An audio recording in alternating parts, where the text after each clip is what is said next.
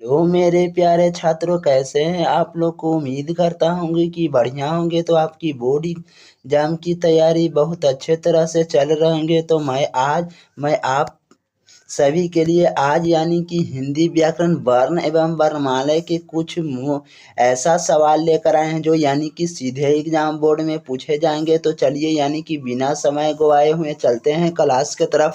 तो चलिए यानी कि अगर जो विद्यार्थी जी मेरे वाट्सएप ग्रुप में नहीं ज्वाइन हुए तो वे कृपया मेरे वाट्सएप नंबर लिखिएगा। मेरा वाट्सएप नंबर है 6379208294। ये मेरे वाट्सएप नंबर है। अगर इस पर हाय हेलो कर भेज दीजिएगा तो आपको वाट्सएप ग्रुप में जोड़ दिया जाएगा।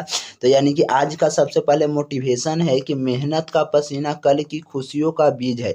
यानी कि मेहनत का पसीना कल की खुशियों का बीज है और आज आप जो संघर्ष कर रहे हैं वही कल आपके लिए सफलता की यानी कि कहानी बनेगी। तो यही आज का मोटिवेशन था। इस मोटिवेशन से आप लोग मोटिवेट होइए और रेगुलर क्लास कीजिए। अगर आप लोग नए होंगे तो कृपया चैनल को सब्सक्राइब कर दीजिए और क्लास को लाइक कर दीजिए। और इसके पहले अगर वीडियो नहीं देखे हैं तो आप लोग यानी कि इसके पहले आप लोग वीडियो जाकर देख लीजिए। चलिए चलते हैं सबसे पहले यानी कि वर्ण किसे कहते हैं। तो वर्ण किसे कहते हैं तो भाषा के मूल ध्वनि या ध्वनि के प्रतीक चिन्ह को वर्ण कहते हैं। यानी कि भाषा की मूल ध्वनि और ध्वनि के प्रतीक चिन्हों को क्या कहते हैं, वर्ण कहते हैं।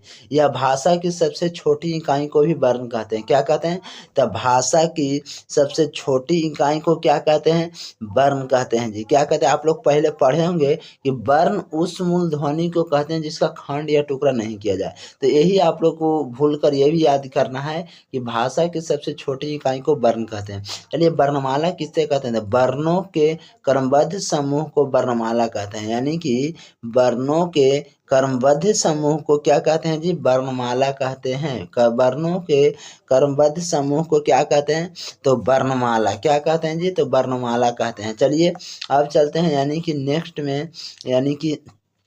नेक्स्ट यानी कि आधुनिक हिंदी व्याकरण में कुल 52 वर्ण है। क्या है, तो आधुनिक हिंदी व्याकरण में कुल 52 वर्ण है। देखिए आप लोग ध्यान दीजिएगा कि आधुनिक हिंदी व्याकरण में कुल 52 वर्ण है। जैसे स्वर्ण वर्ण हो गया आ, आकार, ह्रस्व ई, दीर्घ ई, ह्रस्व दीर्घ री, एकर, ये स्वर्ण वर्ण 11 है। और स्पर्श व्यंजन कवर्ग, चवर्ग, टवर्ग, तवर्ग 25 वर्ण हो जाएगा। और अंतस्थ व्यंजन 4 है, यर लवा हो जाएगा। उष्म व्यंजन भी 4 है, तलावी सर, धनी सर, डंठी सर, ह संयोगी 6। और संयुक्त व्यंजन भी 4 है, द्विगु व्यंजन भी ड, ढ, आयोगवा, अनुस्वार और विसर्ग। देखिए हिंदी व्याकरण को कैसा बनाया गया है। अगर आप लोग कुछ याद कीजिए चाहे मत, अगर आप लोग इसका याद कर लीजिएगा तो आप लोग को मैं वादा और गारंटी के साथ कह रहा हूँ कि यानी कि 2 से 5 अंक हिंदी में कोई टार नहीं सकता है। 2 से 5 अंक कोई यानी कि हिंदी में कोई ले नहीं सकता है, कम से कम मैं बता सकता हूँ।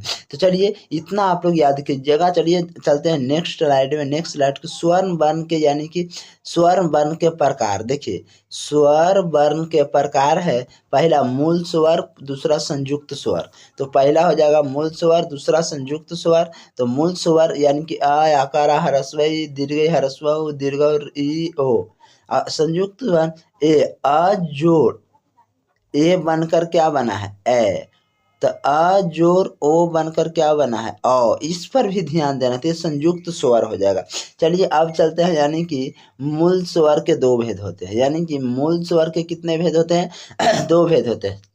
पहला हर्ष स्वर, तो आ, ई, उ, री, ए के उच्चारण में कम समय लगता है। यानी कि हर्ष स्वर में यानी कि उच्चारण में करने में कम समय लगता है। देखिए ध्यान दीजिएगा कि हर्ष स्वर में उच्चारण करने में कम समय लगता है। दूसरा कि दीर्घ स्वर आ, यू, ए, ओ, औ के उच्चारण में दुगना समय लगता है। क्या लगता है, तो दुगना समय लगता है। तो यही आप लोग को यानी कि दीर्घ स्वर हो गया।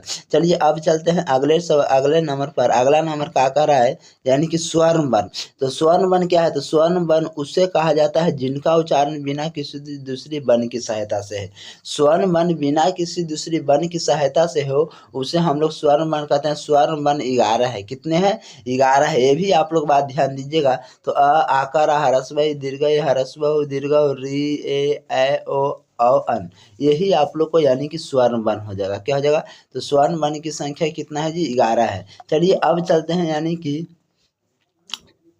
व्यंजन वर्ण की जो वर्ण स्वर्ण वर्ण की सहायता से बोला जाता है, अर्थात जिनका जिस वर्ण का उच्चारण स्वर्ण वर्ण के सहयोग से होता है उसे क्या कहते हैं, व्यंजन वर्ण कहते हैं। जिसमें क ख ग घ अंगा यानी कि इत्यादि, यही क्या हो जाएगा, तो यानी कि व्यंजन वर्ण हो जाएगा। ध्यान में आना चाहिए, यही क्या है, तो व्यंजन वर्ण हो जाएगा। चलिए अब चलते हैं, यानी कि